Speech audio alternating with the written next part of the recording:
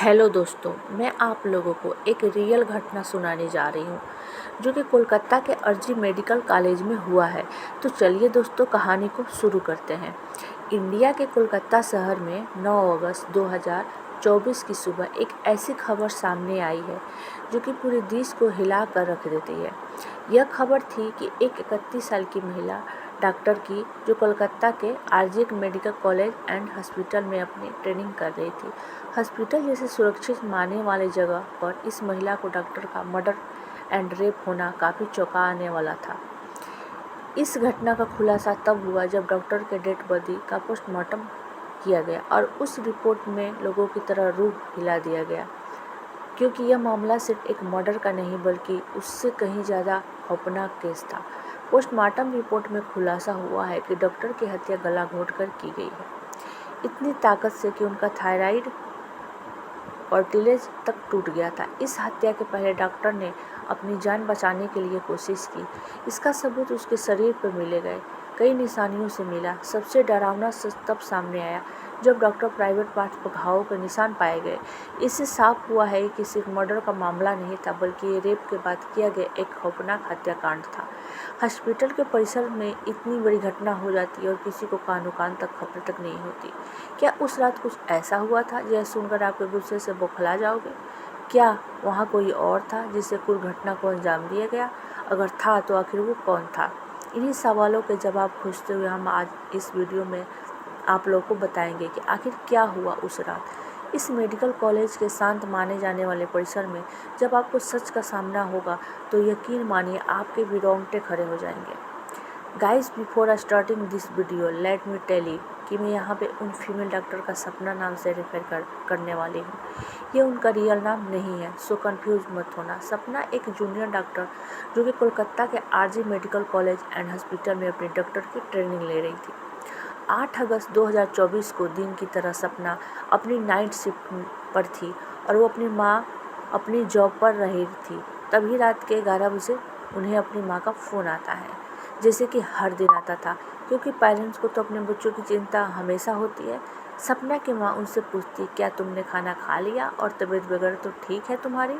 इसका जवाब सपना अपनी माँ को खुशी खुशी से बोलती है कि तबीयत एकदम ठीक है और बस वो अभी कुछ पेशेंट को देखने जा रही है, जिसके बाद वो अपने दोस्तों के साथ बैठकर खाना खाएंगे। और अपनी माँ से बात करने के बाद सपना पेरेंट्स को देखने राउंड पर चली जाती है।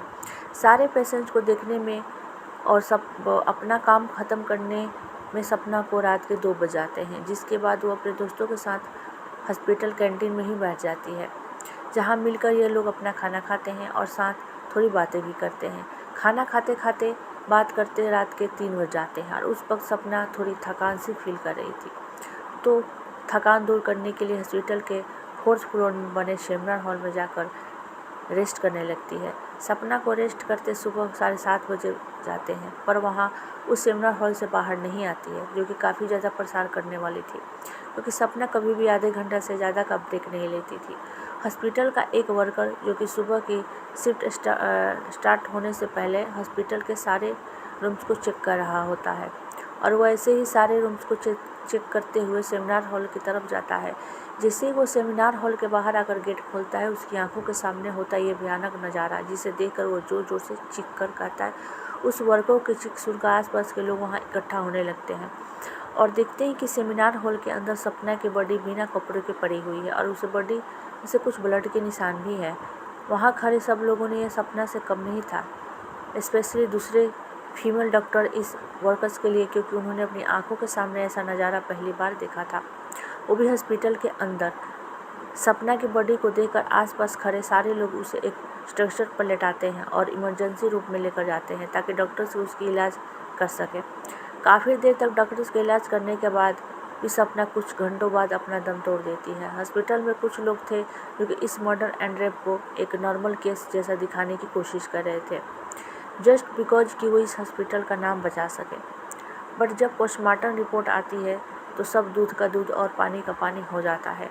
उन्हें रिपोर्ट के साफ साफ पता चलता है कि सपना के साथ किसी ने ज़बरदस्ती गलत हरकत करने की कोशिश करी है और जब वो इस इंसान से अपने आप को बचाने लगी तो उसने इसका गला घोंट दिया और उसे बहुत तरीके से मारा भी और फिर उसका रेप भी किया। ये सारे को मिलने के बाद यह केस पुलिस को हैंड ओवर कर दी जाती है एंड पुलिस वाले इस क्रिमिनल को पकड़ने के लिए लग जाते हैं। सबसे पहले पुलिस इस क्राइम सीन पर ही छानबीन करती है जहां ये सब कुछ हुआ था। किस्मत से पुलिस वालों को वहां से सपना के कुछ नेल्स एंड ब्लड सैंपल्स मिलते हैं और साथ ही ब्लूटूथ नेक बैंड एक शायद और जल्दी सालों को हो जाता है। अगर उस फ्लोर पर सीसीटीवी कैमरा होते तो बदकिस्मती से उस सेमिनार रूम के अंदर या उसके आसपास कोई सीसीटीवी कैमरा नहीं थे, लेकिन जिस रास्ते से उस फ्लोर से एंटर करा जाता है वहाँ कुछ सीसीटीवी कैमरा थे। पुलिस वालों ने सीसीटीवी कैमरा में सुबह के 3:30 बजे से 8 बजे के बीच की रिकॉर्डिंग चेक करते हैं कि इतने में टाइम के बीच कितने लोग उस फ्लोर पे आए हैं और गए थे। इन सीसीटीवी फुटेज को चेक करने के बाद पता चलता है कि होटल के 6 लोग इस फ्लोर पे आए हैं और गए थे। यह पता लगने के बाद पुलिस वालों ने एक एक करके उन 6 लोगों को पूछताछ के लिए बुलाते हैं कि वो लोग वहाँ पर उस टाइम पर क्या कर रहे थे और उन लोगों को इस बीच में कुछ भी अजीब दिखा कि नहीं। उन लोगों से पूछताछ के दौरान पुलिस वाले उस फ़ोन को ब्लूटूथ भी ऑन करके चेक करते हैं कि जो ब्लूटूथ हैंडसेट उन्हें मिला था उन्हें इससे किसका था, क्योंकि आपको पता होगा कि एक बार अगर आप किसी ब्लूटूथ डिवाइस से अपना फ़ोन पर पेयर करते हैं तो अगली बार उससे इजीली कनेक्ट हो जाता है। और फाइनली पुलिस को ये ट्रिक काम भी आती है क्योंकि यह ब्लूटूथ नेक बैंड उन 6 लोगों में से एक आदमी के फ़ोन से कनेक्ट हो जाता है जिसका नाम था संजय राय, जो कि एक सिविल एंटी वायलेंस के अंडर काम करता था और उसकी हेल्प करता था। छोटे मोटे कामों को मैनेज करने में लाइफ में बहुत सारे फैटिग्स एंड अर्थराइटिस ब्रेकिंग या भीड़-भाड़ एरिया में देखा गया। कुछ ब्लू कलर की यूनिफॉर्म्स पहनकर ऑफिस खड़े रहते हैं जिनका काम होता है कि विदाउट एनी रीजन कहीं भी ज़्यादा क्राउड इकट्ठा ना हो। तब जब पुलिस वालों से अपना कातिल मिल चुका था, जिसके बाद वो संजय राय से गुस्से से पेश आने लगते हैं। बात संजय पुलिस की किसी बात का भी जवाब नहीं दे रहा था क्योंकि वो काफ़ी ज़्यादा नशे की हालत में था। इसी बीच पुलिस संजय का फ़ोन भी चेक करते हैं जिसमें उन्हें भर भर के पोर्नोग्राफिक कंटेंट मिलता है, जिसे उनका शक यकीन में बदल चुका था। ये संजय की सपना के मर्डर का मेन कंप्लीट है, जिसके बाद पुलिस वाले संजय राय को ज़्यादा डराने लगते हैं एंड फाइनली वो डर कर अपना गुनाह कबूल भी कर लेता है कि उसने ही सपना को मारा है और उसका रेप किया है। यह पता लगते ही पुलिस वाले प्रूफ कलेक्ट करके संजय राय के घर जाते हैं जहां उन्हें एक जूता मिलता है जिसके ऊपर कुछ खून के जैसे ही धब्बे थे। पुलिस वाले इस सैंपल कलेक्ट कर लेते हैं। थोड़ी और तलाशी लेने पर पुलिस वालों को संजय के घर के बाहर कुछ कपड़े सूखते हुए दिखते हैं और वो वही कपड़े थे जो कि संजय ने पहने थे, क्योंकि ये सब सीसीटीवी कैमरा में फ्रैक्चर हो गया था, जिससे जाहिर था कि संजय की ये प्रूफ मिटाने की भी कोशिश कर रहा था। लेकिन जब संजय को पूछताछ के लिए पुलिस स्टेशन में बुलाया गया था उस वक्त वो काफ़ी ज़्यादा नशे की हालत में था। तो क्या यह सब बस इसलिए कह रहा था ताकि उसे सज़ा मिल सके, जस्ट बिकॉज कि वो उस वक्त नशे में था? बाद में जब पुलिस वाले इस जूते पर लगे ब्लड सैंपल को चेक करवाते हैं तो वो भी सपना के ब्लड से मैच हो जाता है। सारी रिपोर्ट्स एंड डिटेल्स को एक साथ कंबाइन करके पुलिस वालों ने पता चलता है कि उस रात संजय राय काफ़ी ज़्यादा नशे की हालत में था और वो रात के 11 बजे हॉस्पिटल में एंटर करता है। संजय अक्सर उस हॉस्पिटल में नाइट शिफ्ट किया करता था, तो उसे वहाँ की काफ़ी ज़्यादा अच्छी नॉलेज थी कि वहाँ पे कब कैमरा है और कहाँ पर नहीं। वो आराम से उस हॉस्पिटल के 4th फ्लोर पर जाकर बैठ जाता है क्योंकि वो नहीं चाहता था कि कोई उसे ज़्यादा नशे की हालत में देखे, वरना वो अपनी जॉब से हाथ भी धो सकता था।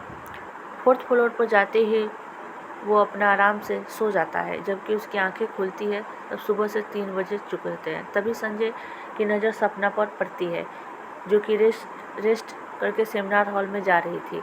सपना को अकेला देखकर संजय के इरादे बिगड़ने लगते हैं।